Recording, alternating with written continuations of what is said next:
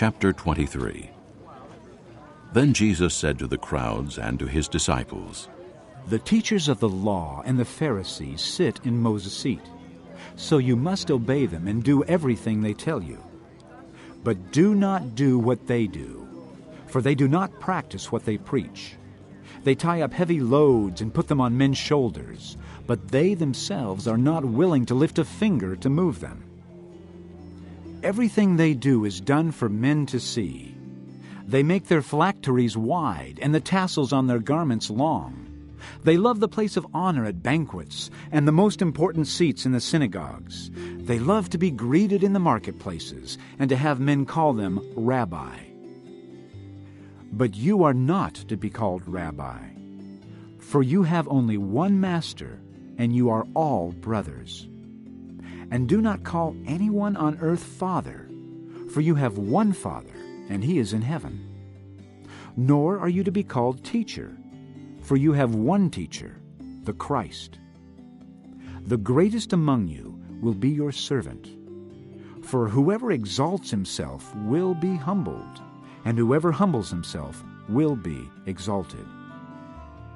Woe to you, teachers of the law and Pharisees, you hypocrites!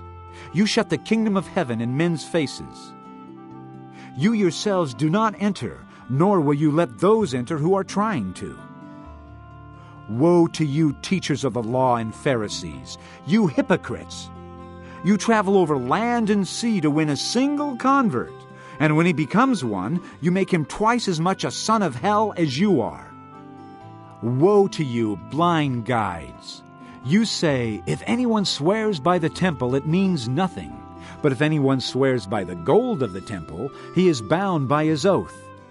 You blind fools! Which is greater, the gold or the temple that makes the gold sacred? You also say, if anyone swears by the altar, it means nothing. But if anyone swears by the gift on it, he is bound by his oath. You blind men!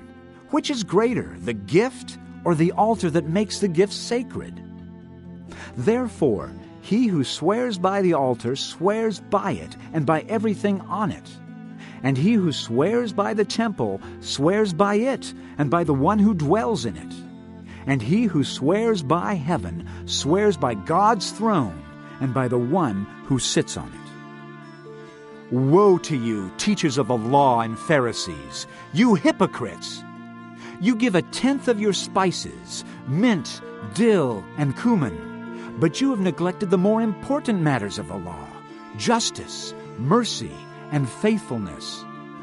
You should have practiced the latter without neglecting the former. You blind guides, you strain out a gnat, but swallow a camel. Woe to you, teachers of the law and Pharisees, you hypocrites! You clean the outside of the cup and dish, but inside they are full of greed and self-indulgence. Blind Pharisee, first clean the inside of the cup and dish, and then the outside also will be clean. Woe to you, teachers of the law and Pharisees, you hypocrites! You are like whitewashed tombs, which look beautiful on the outside, but on the inside are full of dead men's bones and everything unclean. In the same way, on the outside you appear to people as righteous, but on the inside you are full of hypocrisy and wickedness. Woe to you, teachers of the law and Pharisees, you hypocrites! You build tombs for the prophets and decorate the graves of the righteous, and you say, if we had lived in the days of our forefathers, we would not have taken part with them in shedding the blood of the prophets. So you testify against yourselves that you are the descendants of those who murdered the prophets. Fill up, then, the measure of the sin of your forefathers. You snakes! You brood of vipers! How will you escape being condemned to hell? Therefore, I am sending you prophets and wise men and teachers. Some of them you will kill and crucify. Others you will flog in your synagogues and pursue from town to town. And so upon you will come all the righteous blood that has been shed on earth, from the blood of righteous Abel to the blood of Zechariah, son of Berechiah, whom you murdered between the temple and the altar. I tell you the truth, all this will come upon this generation. O Jerusalem, Jerusalem, you who kill the prophets and stone those sent to you, how often I have longed to gather your children together as a hen gathers her chicks under her wings, but you were not willing. Look, your house is left to you desolate. For I tell you, you will not see me again until you say, Blessed is he who comes in the name of the Lord.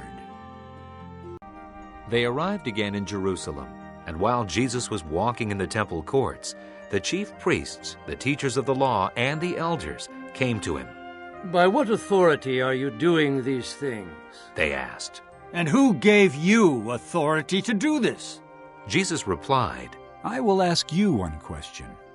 Answer me, and I will tell you by what authority I am doing these things. John's baptism, was it from heaven or from men? Tell me.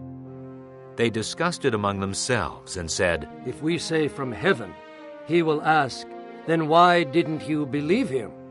But if we say from men, They feared the people, for everyone held that John really was a prophet. So they answered Jesus. We don't know.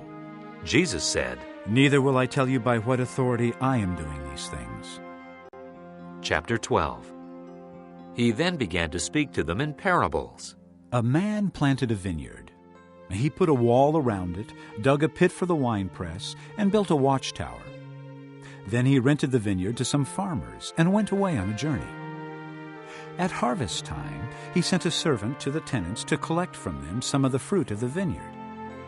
But they seized him, beat him, and sent him away empty-handed. Then he sent another servant to them. They struck this man on the head and treated him shamefully. He sent still another, and that one they killed. He sent many others. Some of them they beat, others they killed. He had one left to send, a son whom he loved. He sent him last of all, saying, They will respect my son. But the tenants said to one another, This is the heir. Come, let's kill him, and the inheritance will be ours. So they took him and killed him, and threw him out of the vineyard. What then will the owner of the vineyard do? He will come and kill those tenants and give the vineyard to others. Haven't you read this scripture? The stone the builders rejected has become the capstone. The Lord has done this, and it is marvelous in our eyes. Then they looked for a way to arrest him, because they knew he had spoken the parable against them. But they were afraid of the crowd, so they left him and went away. Later, they sent some of the Pharisees and the Herodians to Jesus to catch him in his words. They came to him and said, Teacher, we know you are a man of integrity.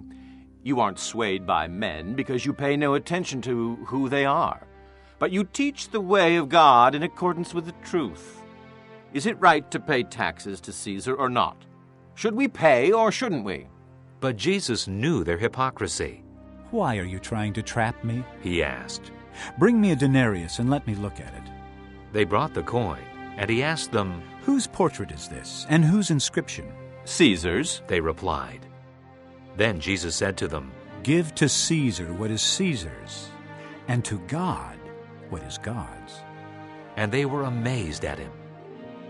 Then the Sadducees, who say there is no resurrection, came to him with a question. Teacher, They said, Moses wrote for us that if a man's brother dies and leaves a wife but no children, the man must marry the widow and have children for his brother.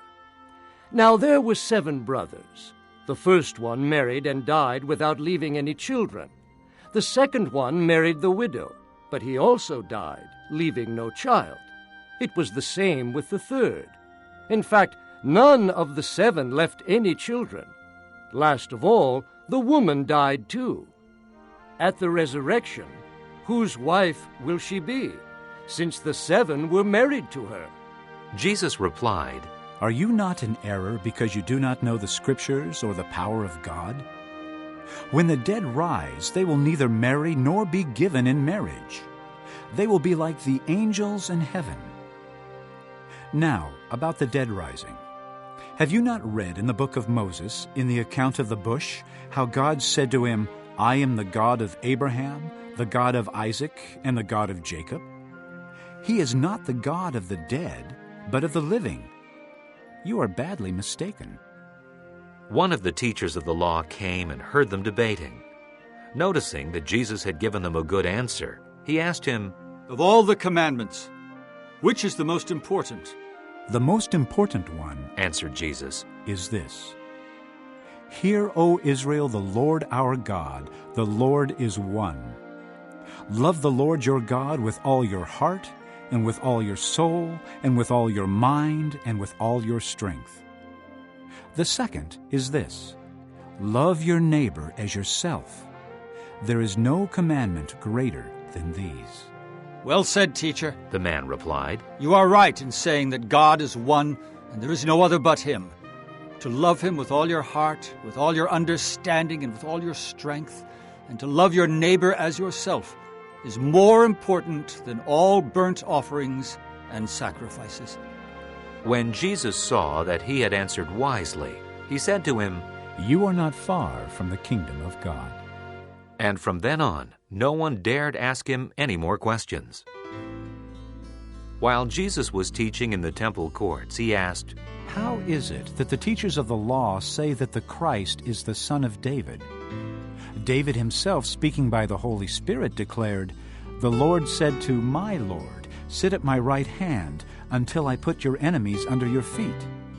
David himself calls him Lord. How then can he be his son? The large crowd listened to him with delight. As he taught, Jesus said, Watch out for the teachers of the law.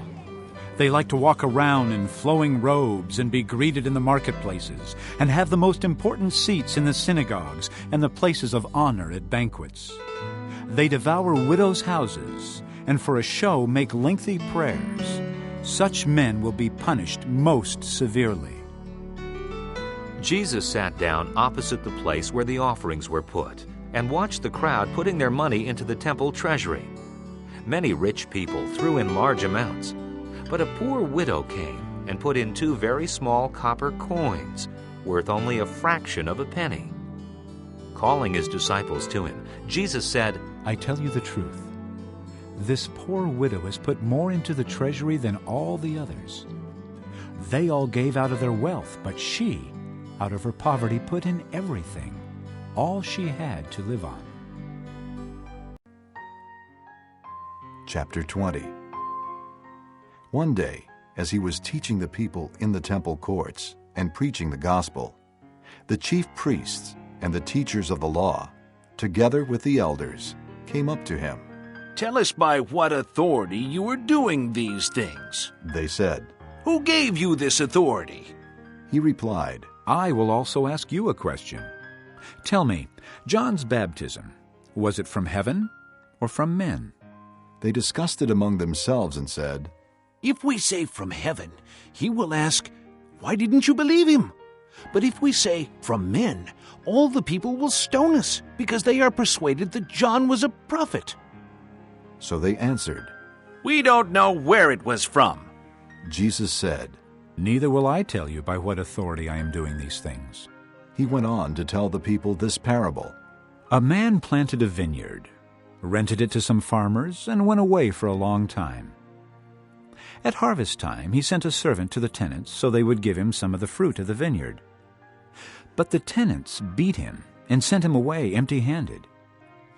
He sent another servant, but that one also they beat and treated shamefully and sent away empty-handed. He sent still a third, and they wounded him and threw him out. Then the owner of the vineyard said, What shall I do? I will send my son, whom I love. Perhaps they will respect him. But when the tenants saw him, they talked the matter over. This is the heir, they said. Let's kill him, and the inheritance will be ours. So they threw him out of the vineyard and killed him. What then will the owner of the vineyard do to them? he will come and kill those tenants and give the vineyard to others."